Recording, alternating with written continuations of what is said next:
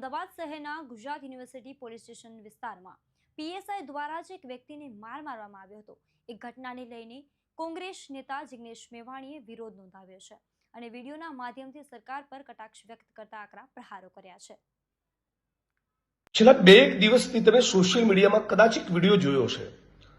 અમદાવાદ શહેરના Gujarat university police સ્ટેશનના હદ વિસ્તારમાં એક પ્રજ્ઞાચક્ષુ વ્યક્તિ, એક ભાઈ, એ નાનો મોટો વેપાર કરે છે, એમનો ગલ્લો છે, દુકાન છે, અને ત્યાંથી કેટલાક અળવિતરા તત્વો અમુક પેકેટ તોડીને જતા હોય એટલે પ્રજ્ઞાચક્ષુ વ્યક્તિ હાથ વીંઝોડીને એ લોકોને રોકવાની કોશિશ કરે।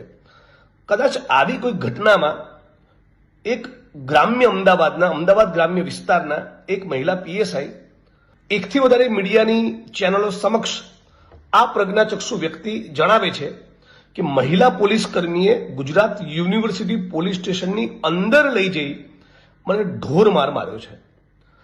આજે એ વાતને લગભગ 48 કલાક કરતા વધુ સમય થયા। આજ દિન સુધી બીજા વિસ્તારની મહિલા પીએસઆઈ ગુજરાત યુનિવર્સિટી પોલીસ સ્ટેશનની અંદર કથિત રીતે ઘૂસી આ પ્રજ્ઞાચક્ષુ વ્યક્તિને માર મારી જાય તો મહિલા પીએસઆઈ ઉપરાંત ગુજરાત યુનિવર્સિટી પોલીસ સ્ટેશનના સ્ટાફના કર્મચારીઓ પણ કાયદાની કલમ પ્રમાણે આરોપી બને।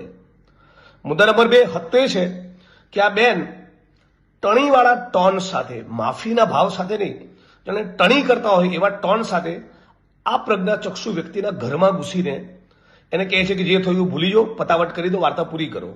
એવો આખો એમનો ભાવ, એવો આખો એમનો એટીટ્યુડ છે। જે પણ મીડિયાના લોકોએ બાઇટ્સ લીધી, બાઇટ તમે જુઓ તેના પરથી તમને સ્પષ્ટ દેખાય।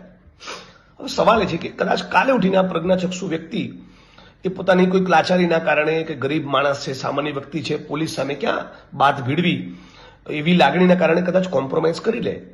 પણ સવાલ એ છે કે શું ગુજરાત યુનિવર્સિટી પોલીસ સ્ટેશનના પોલીસ ઇન્સ્પેક્ટર, એમના સંબંધિત એસીપી, ડીસીપી અને જોઈન્ટ કમિશનર ઓફ પોલીસ કે અમદાવાદના પોલીસ કમિશનર, આમની જવાબદારી નથી બનતી કે ગુજરાત યુનિવર્સિટી પોલીસ સ્ટેશનમાં ઘૂસી પ્રજ્ઞાચક્ષુ વ્યક્તિને માર મારનાર અમદાવાદ ગ્રામ્યના પેલા મહિલા પીએસઆઈની સામે ગુનો દાખલ કરી? એ જ પ્રમાણે અમદાવાદના એસપી અને આઈજીની જવાબદારી નથી બનતી આ મહિલા કર્મચારીની સામે ખાતાકીય તપાસ હાથ ધરે, તાત્કાલિક અસરથી એને સાઇડલાઇન અને સસ્પેન્ડ કરવામાં આવે અને પછી આગળ જતા તપાસમાં ખુલે કે ખરેખર અમને પેલા પ્રજ્ઞાચક્ષુ વ્યક્તિને માર્યો હતો અને ગુજરાત યુનિવર્સિટી પોલીસ સ્ટેશનમાં લઈ જઈને માર્યો હતો, તો એમણે પણ ફોજદારી ગુનો દાખલ કરવો જોઈએ।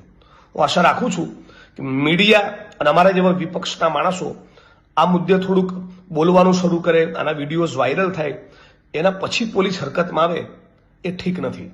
આટલો પ્રાઇમા ફેસી સ્ટ્રોંગ કેસ છે। પ્રજ્ઞાચક્ષુ વ્યક્તિને કોઈ ધારાસભ્ય, સંસદ સભ્ય મારે કે કોઈ પીએસઆઈ કે પીઆઈ મારે, એ ભોગ બનનાર વ્યક્તિની યોગ્ય રીતે ફરિયાદ લઈ માર મારનાર પીએસઆઈની સામે ગુજરાત યુનિવર્સિટી પોલીસ સ્ટેશનમાં ફોજદારી ગુનો દાખલ કરવામાં આવે એવું માંગ કરું છું। જિગ્નેશ મેવાણીની વાતે તમે કેટલા સહેમત છો, શું વિચારો છો, કોમેન્ટ કરીને અમને જરૂરથી જણાવજો। અત્યારે માટે બસ આટલું જ। નમસ્કાર।